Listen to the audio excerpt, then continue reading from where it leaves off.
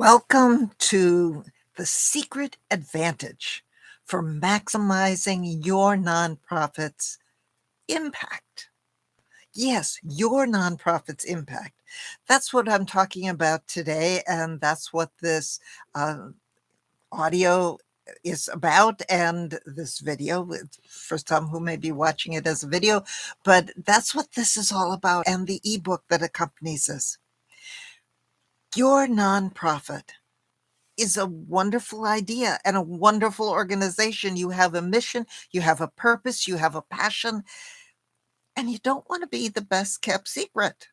You want to have an impact, a positive impact for your staff, for your board of directors, for volunteers, for donors, for the community at large.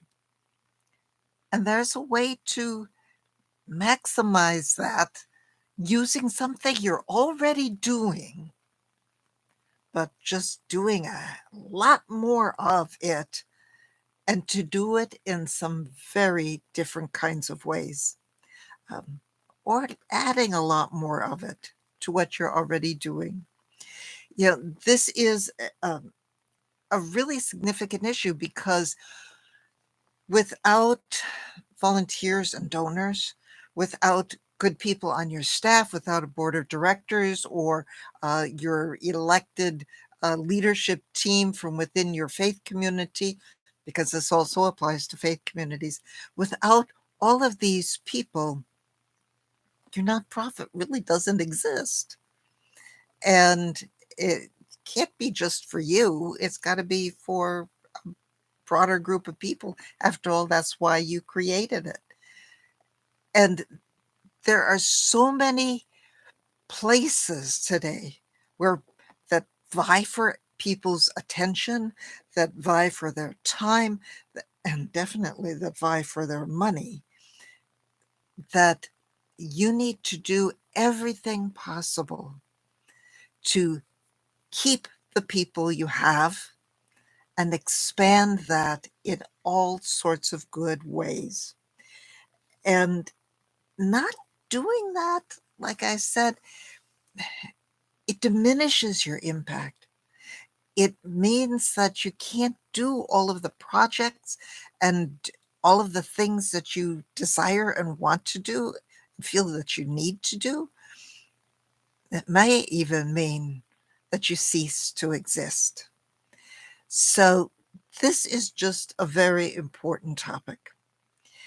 And the solution is, as I hinted at, something you're already doing, that you may not realize exactly how powerful it is. Oh, you know that it's important, but powerful?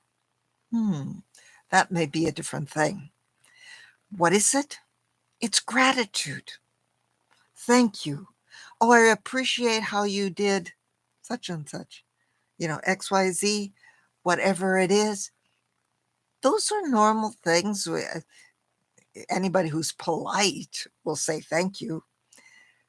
But in our culture today, thanks and showing appreciation is getting to be not as common as it used to be, a little bit scarcer of a commodity and quality that we see. There are people who think that they deserve things. And when we deserve something, we're not as likely to say thank you. Or if we see that or believe that we're a victim, again, saying thank you can be something difficult to say. And sometimes just because it's expected or the normal thing to do and say, we don't do it. And yet, those little words, thank you, or I really appreciate how you did X, Y, and Z, those words have the power to transform us as individually, to transform an organization, and even a larger community. And so, by using gratitude more and in appropriate ways, you have the opportunity to have an advantage, Advantage over those who don't do that, don't do it as much or in quite the same ways, and an advantage that can maximize the impact for your organization, your nonprofit. This does work too in for profit organizations, but we're looking at the nonprofit and faith community sector right now. So, because I've known the power in my own life of gratitude and how that can change things in my life, has changed things in my life, I know it has the power to do that in your organization. I've seen it happen in organizations. I've seen it happen in congregations where I've been a pastor. I've also seen what happens when it is not incorporated and utilized to the best advantage. I want you to have the advantage. So sit back, listen to this audio, uh, read the ebook, and that's what, and absorb it. And if you can't do it all at one sitting, make sure you make the time to come back and finish this, because there's a lot of good stuff here. And this is only a small taste of what's possible. Let's dive right in. The first category I want to look at is staff and your board of directors. Having good staff, to see that part first, having good staff is absolutely critical. You need people probably with some special skills, and you need some people with some skills that may not be quite as specialized in your nonprofit. You need a good group of people to be your board of directors. And there are those on that board who you want to have some special skills and abilities as well. So, how do you get these people and how do you help keep them once you have them? There's, in times where the job market is tight, where let's me rephrase that. At times where there are very few people looking for a job, there may be more openings than there are people looking for jobs, and the labor market is, in that sense, tight. You better hold on to good people, because finding somebody new to replace them is going to be tough. No matter why somebody leaves, it costs time to hunt for somebody new. It means that those who are there have to pick up some of the person's tasks from the person who left. And it means that there may be things that have to be delayed or can't be done quite the same way as you would like them to.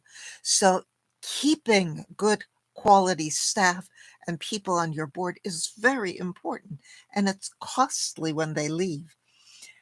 When the labor market is such that there are few people looking for a job and more openings, finding somebody to replace someone who's left can get to be very difficult, can take far longer than it would at other times.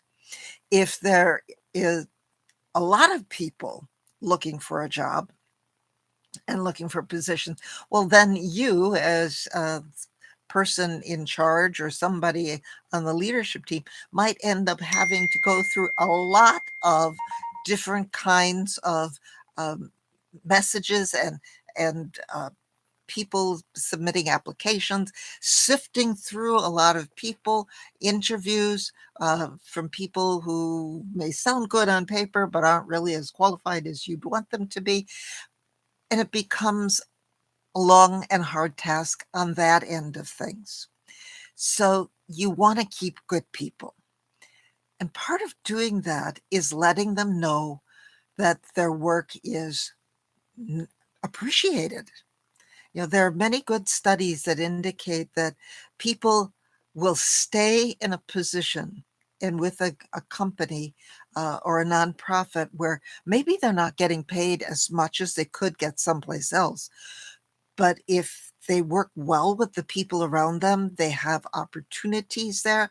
They are appreciated and they work well with the other management people. They will stay.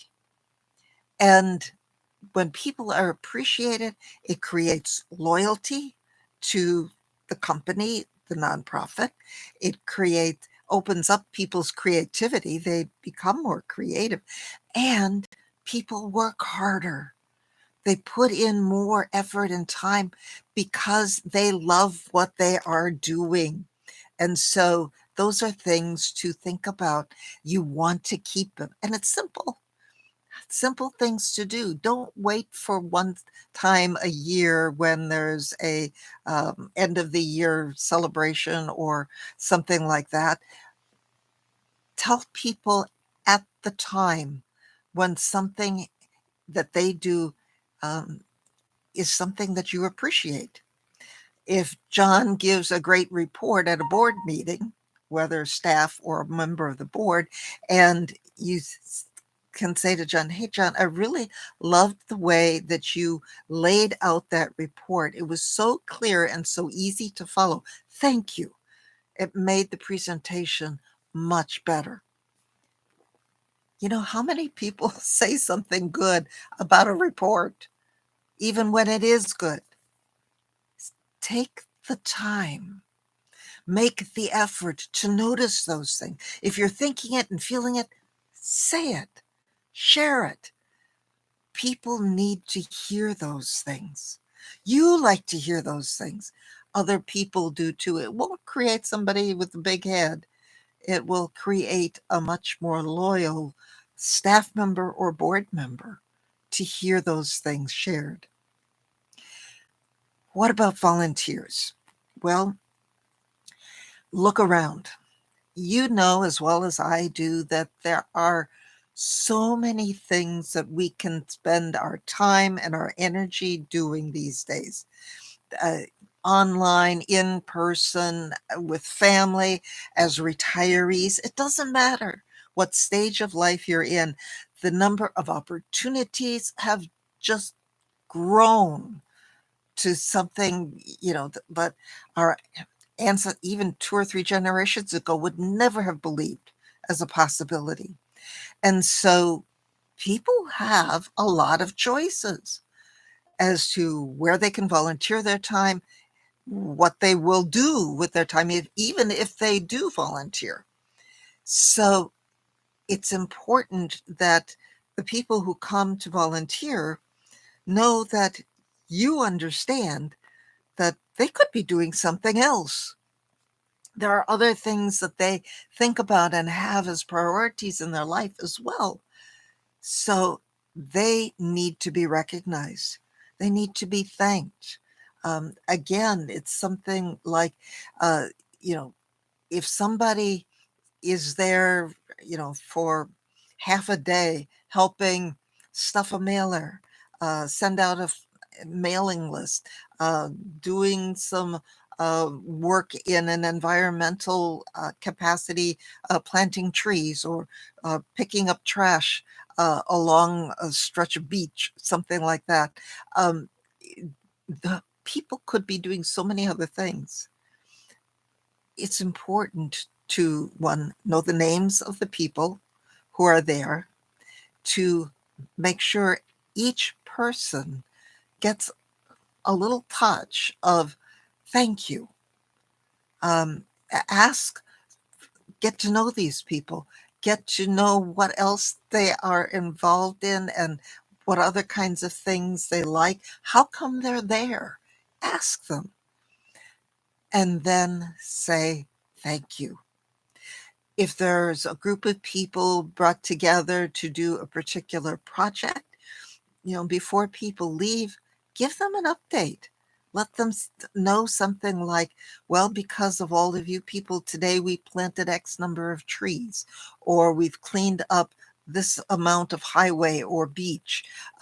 We've put out, however many thousand flyers around. Whatever it is that they're there to do, let them know that their time and their efforts and their activity is worth a lot to you as maybe the head of the organization, the nonprofit, or as a board member, and to let them know that that's there. Send a thank you note after an event where people came and volunteered, you know, any of those things. It leaves a positive impression. And then there are donors. Yes, people who give money. Now, there are, I don't know of any nonprofit or faith community that can be without donors. The Even if you get grants and some very generous grants that may help pay for an extra staff person or supplies for doing some things, equipment, something like that. But you still need donations to make the nonprofit or faith organization work and run. And just as there are so many ways and places where we can give of our time and our abilities in volunteering, there are at least as many, if not more, where we can give of our finances in donations. I don't know about you folks, but I know that every week I can count on getting, you know, a dozen maybe, sometimes more than that at certain times of the year, um, letters in the mail from organizations, good organizations. They're not bad organizations or nonprofits, but good organization asking for money. I've heard some people refer to them as begging letters, not a particularly desirable term for them, but they are a way that people, nonprofits, have of letting people know that they're there and that their donations mean something. And for every donor you lose, it takes outreach to at least 20 other people, if it's email in particular, to get another donor even interested. And it can take many times 20 to get another donor to send in a donation. And that's with email. The rates for direct mail can be even lower than that. It may take 40 before somebody even really reads the material, let alone send something in. So every donor you have is valuable. You don't want to lose them. And there are people and organizations that um, send thank you gifts. Sometimes they are things that are sent along with the request for a donation. And some people feel that that is a way of getting the recipient to have a little bit of a guilt trip. You know, oh, they sent me this, so therefore I need to send them. You know, that may be your model, but is that really how you want people to think? There are other organizations that say if you give at a certain level, you will receive something in return. It might be a monthly magazine. It might be a monthly newsletter. It might be a certain other kind of gift. And some people will like that, especially if it's a newsletter or magazine type thing. Some people will find that very useful. If it's some other kind of gift, a coffee mug, something on that order, there are people who think, well, you know, I'd really rather have my contribution go in full to the organization and the programs rather than supplying me with coffee mugs. Have enough of them in the cupboard as it is. So if you're going to do that, please make sure there's a way for people to say, no, please use all of my gift for the needs of the organization. There are other organizations that, you know, send out other kinds of gifts um, along the way. And just think about, is this really useful to people? Um, or how many, pens can they use in a given year, kind of thing. So uh, keep an eye on those kinds of gifts. But what you do need to do is make sure that anytime somebody sends in a contribution, that they get a thank you letter. Now, that's pretty standard these days. And especially if it's done by mail or by email, get a receipt and you get a thank you letter as soon as it's tabulated or cataloged into to the system. Fantastic. There does not always happen that way for faith organizations where you give an offering that's somehow recorded, like with a check or something. You don't usually get an immediate thank you letter for that. But regardless, make sure people know that their contribution has been received and that it is appreciated. But like I said, a thank you letter is pretty standard practice. So why be just average? Why not do something more than that? And by that, I'm thinking of some things a little bit different than the normal. Um, how about having people on staff or the board pick up the phone and call people to say thank you? Not just the major donors, those kinds of things usually happen, but to call people who give even small amounts and everything in between. I had something like that happen to me a number of years ago. I had given a small donation to a special uh, opportunity from the college that I had attended. They had created a gift in honor of the man who had been the campus pastor when I was there, and who also then became an instructor on the faculty in some other areas, and had a lot of positive impact on students over decades. And they had a special kind of gift in honor of. Well, I sent in a small contribution for that. And some months went by. This did not happen immediately.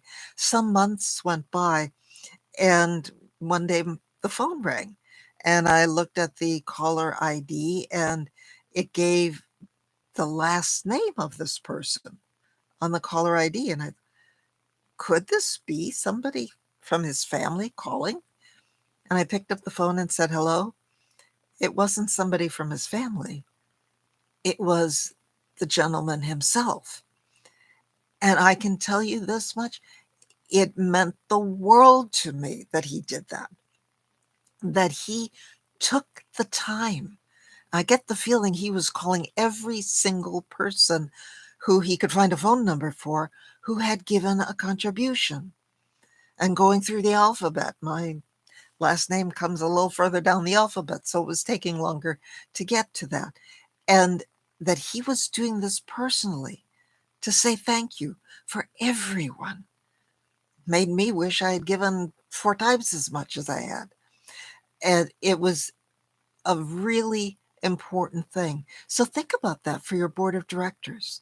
Think about that for the CEO, the senior people on the staff, somebody involved with a special project that somebody's been giving to, the leader of that special project. Have them pick up the phone or write a handwritten note on a thank you letter and sign it. Those kinds of things will mean a lot to people. Somebody took the time to notice them, and in particular. So those are some ideas of ways to do that. And that will help keep people, those individuals, contributing and share wonderful stories of how they're thanked with someone else, like I just did.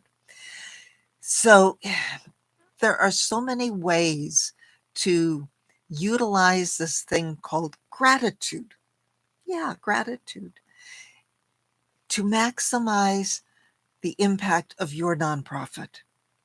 It's amazing how far something so easy as saying thank you, or I really appreciate what you did in, and specify what that was, how far that can go. We all like to be noticed. We all like to be thanked and appreciated. I don't know of anyone who doesn't want that. Not everybody wants to have their name up in lights and say, yeah, look at so and so. No, they don't all want that. But we all do want to have what we do be appreciated and noticed, whether it's staff, starting at the very top at the CEO level. Say thank you to people in your organization. And it really does need to start at the top, no matter which of these you put into practice. It needs to start at the very top of the organization to implement gratitude. The CEO, senior staff, and the board. People further down the line in your organization are less likely to do it if they don't see the example of it from those who are their superiors in the organization. So that's why it needs to start at the top. So think about all of these things, and there is a way for you to do a little brainstorming with me.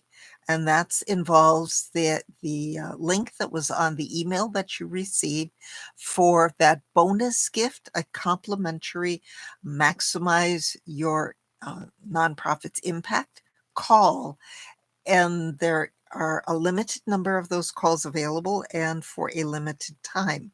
So to start doing some brainstorming, totally complimentary and no pressure to do anything beyond that, but get on the phone. You know, find that link. If you're reading the ebook, there it will be at the end of the ebook as well. Otherwise, it is on the email that you have received when you downloaded your gift, or send me an email and I'll make sure to get it to you again. So get on the list for that complimentary call. I also work with people doing consultations with their organizations, with some coaching, and with mastermind. Those are different ways you can work with me. And as I said at the beginning, this is near and dear to my heart because I have found the power of gratitude in my own life. I have seen the power of its presence and its absence in faith communities and in other organizations. I've been in organizations where gratitude has been given and where it has not been given, and know what that feels like. I want you to have that secret advantage to implementing gratitude within your nonprofit in ways that give you the edge over other nonprofits in your community. And it will also help with relationships with the broader community and for whatever your nonprofit is doing. When they hear about how you work with the community, with the volunteers, with donors, with staff in their community.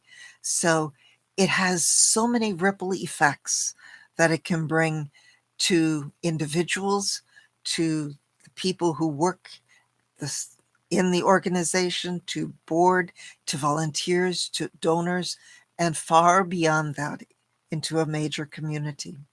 So thank you for your time today.